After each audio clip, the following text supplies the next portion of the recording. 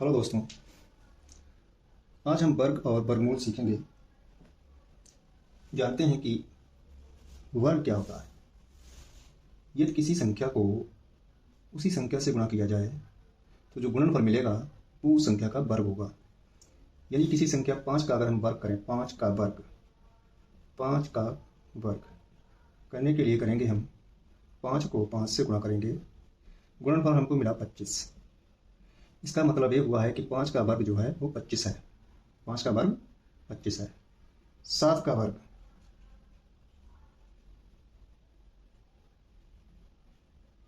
7 का वर्ग का मतलब हुआ 7 को 7 से गुणा किया जाए, उसी संख्या को उसी संख्या से गुणा किया जाएगा तो हमें उस संख्या का वर्ग प्राप्त होगा। 7 गुणे 7 यानी 49। 49 7 का वर्ग है। जिस तरीके से वर्ग किसी संख्या का वर्ग ज्ञात किया जाता है, वर्ग मिलता हमको, तो उस संख्या का वर्गमूल अगर हमको निकालना है तो ये वर्ग की उल्टी संक्रिया होती है। यानी जिस तरीके से हमने वर्ग प्राप्त किया है, वर्गमूल निकालने के लिए उसका उल्टा करना पड़ेगा। यानी 49 का वर्गमूल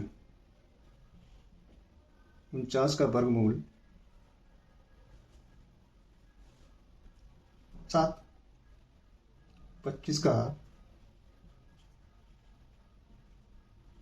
वर्गमूल 5। वर्गमूल का तात्पर्य यही है कि 49 हमको कहाँ से, किस संख्या से हमें 49 प्राप्त हुआ है। 25 का वर्गमूल 5 यानी 25 हमें किस संख्या के वर्ग करने पर हमें 25 प्राप्त हुआ है। यानी कि 25 का मूल क्या है, मूल का अर्थ होता है जड़। 25 की जड़ कहाँ पर है, 25 की जड़ है 5। यानी 5 का जब वर्ग किया गया था तब हमको 25 मिला है। इसी तरीके से 25 का जब वर्गमूल करेंगे यानी कि उसकी जड़ कहाँ है, तो 25 की जड़ जो है वो 5 है। वर्गमूल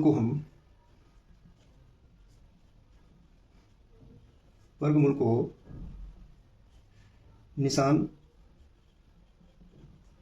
इस तरीके से लगाते हैं। ये निशान लगाकर इससे लिखते हैं, इससे निशान लगा करके लिखा करते हैं। यानी रूट 25 का अर्थ हुआ है, रूट 25 का अर्थ है 25 का वर्गमूल। रूट 25 का अर्थ है 25 का वर्गमूल। इसी तरीके से रूट 36 का अर्थ है 36 का वर्गमूल। ये निशान जो है आपका वर्ग का है। वर्गमूल इस तरीके से निशान लगा के हम किसी संख्या का वर्गमूल ज्ञात करते हैं।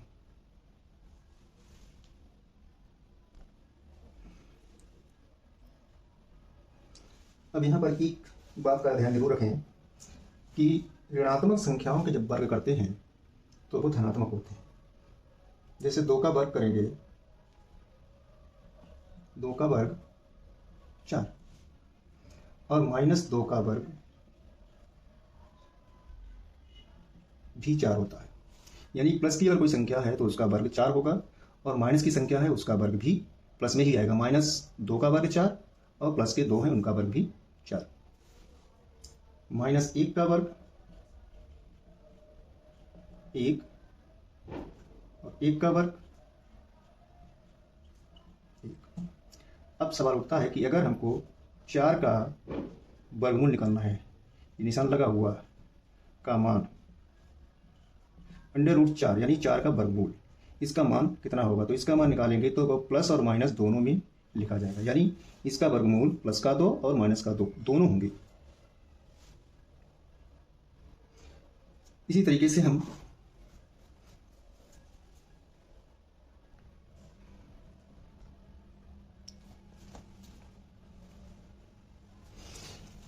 परिमेय संख्याओं की बात करें। परिमेय संख्याएं वो होती हैं जिन्हें हम a/b के रूप में लिख सकते हैं, यानी जो भिन्न के रूप में लिखी होती हैं।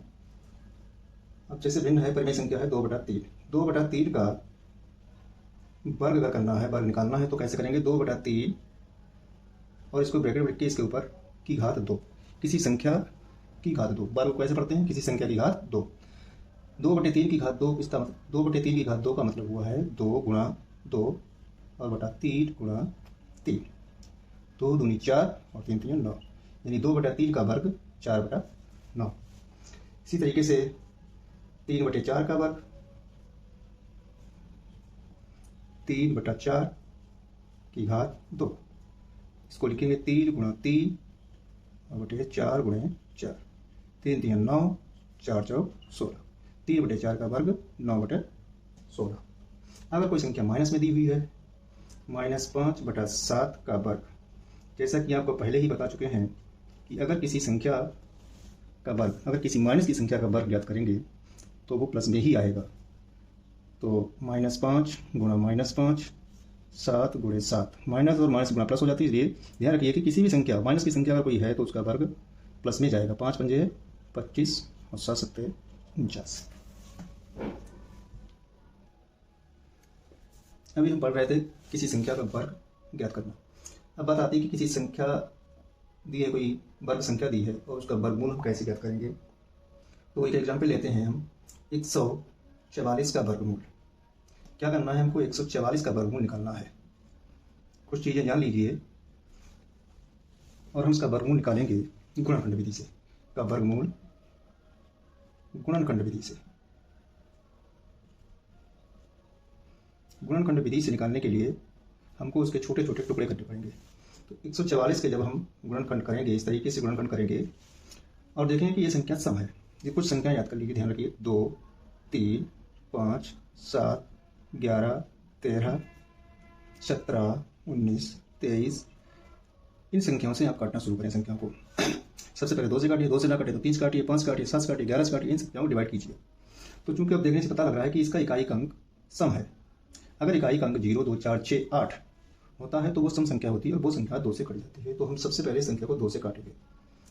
2 × 7 = 14, 2 दूनी 4। फिर अभी भी ये सम संख्या है, इकाई अंक 2 है, सम संख्या है, 2 से काटेंगे। 2 × 3 = 6 और 2 × 4 = 12। इकाई अंक 6 आया है, ये भी एक सम संख्या है, ये भी 2 से कटेगी। 2 × 1 = 2, 2 × 8 = 16। इकाई अंक 8 है, ये भी सम संख्या है, 2 से कटेगी। 2 × 9 = 18। अब 9 एक विषम संख्या है, ये 2 से नहीं कटेगी, ये है विषम संख्या। अब 2 से तो हम काट चुके हैं। इसके बाद अगला नंबर आता है 3 का। 3 से देखिए काट के नहीं कटेगा तो अब हम अगला स्टेप लेंगे।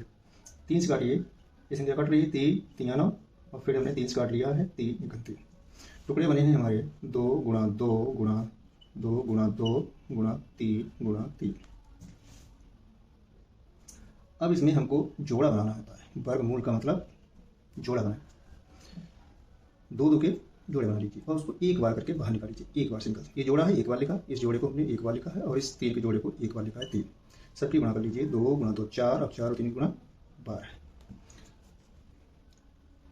तो 144 का वर्गमूल 12 है और ये चूंकि प्लस और माइनस दोनों में मान आएगा, इसलिए 144 का वर्गमूल प्लस के 12 भी होंगे और माइनस के 12 भी होंगे। इस तरीके से हम किसी संख्या का गुणनखंड विधि से वर्गमूल ज्ञात करते हैं।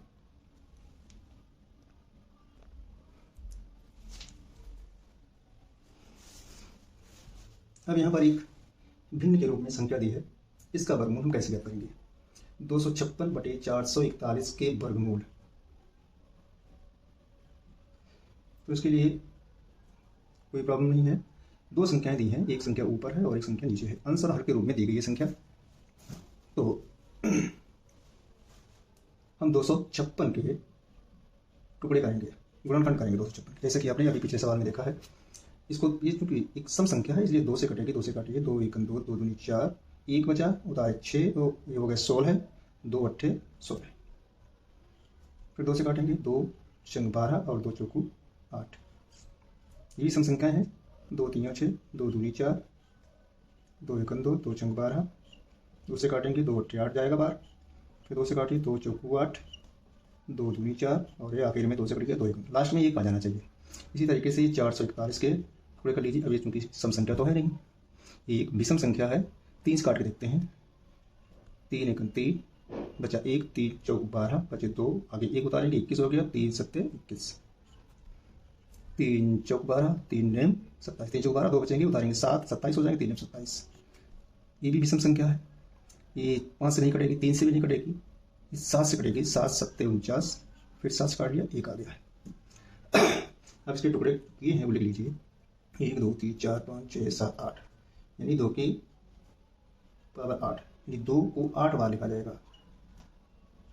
2 × 2 × 2 × 2 × 2 2 2 1 2 3 4 5 6 7 और 1 8।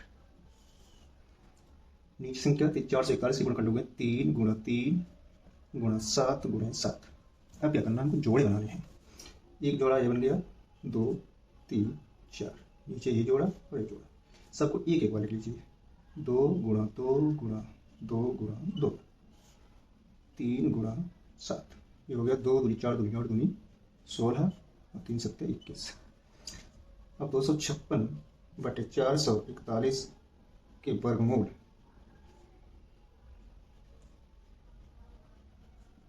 हमेशा ध्यान रखिए प्लस माइनस दोनों में मान करके आएगा 16 बटा 21।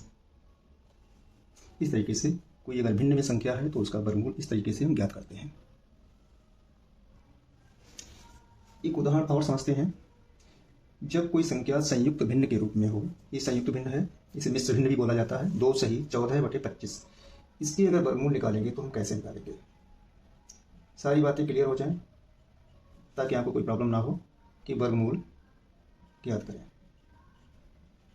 अगर ऐसे कोई संयुक्त भिन्न या मिश्र भिन्न दी हुई है तो उसको हल करने के लिए, उसका वर्गमूल निकालने के लिए क्या करेंगे, 25 की और 2 की गुणा कर लेंगे, इसकी गुणा हो जाएगी, प्लस 14 प्लस हो जाएंगे और बटे में 25।